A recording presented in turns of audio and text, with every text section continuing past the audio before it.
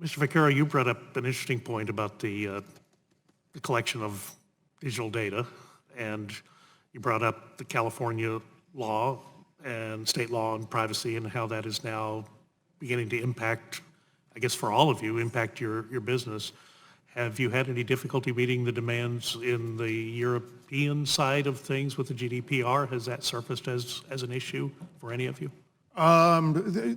We comply with them. It was an issue, it was a cost to us. I think ultimately consumers will benefit from it.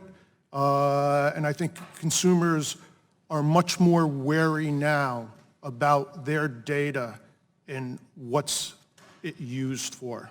So as far as us, we comply with it, we did it.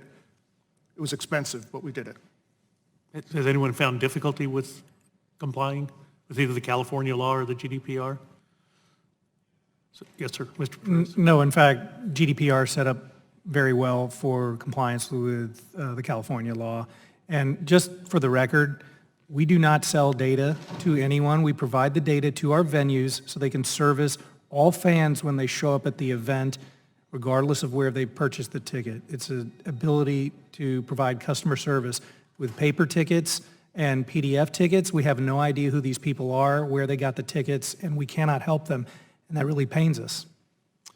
Let me just ask you a question, because privacy is going to be something that that the Energy and Commerce Committee writ large is going to have to deal with. Does anyone have any thoughts and advice that you would give the committee when we're dealing with how to reconcile what's happening in California with the rest of the country as a national standard, something that to which we should aspire?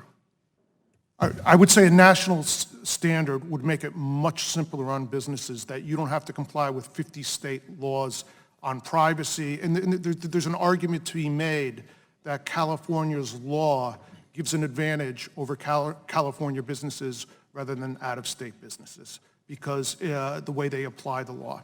But yes, you're right, a national standard, much easier for businesses to comply with rather than dealing with 50 different states. Yeah, it's always been my thesis that the founders, when they wrote the Constitution, the Commerce Clause was written with the idea that eventually we'll get to a world of e-commerce where we want to be able to sell things across the several states without boundaries. Yes, Mr. Fitz. I think, though, there's a privacy issue here in our industry, and that's a practice sometimes engaged in by primary marketplaces where if a ticket is sold on my marketplace, it's digital, they require my customer to log into their marketplace to download the ticket. That creates a relationship that my customer didn't intend, and it's the forced transfer of PII. So I think that's concerning, and I'd look to the BOSS Act to address that. And you think it would be addressed in the BOSS Act? I think the language on that point could be a little stronger, but I think that I see that as friction to transferability that exists right now that should be eliminated. All right, very well. I'll yield back then, Chair.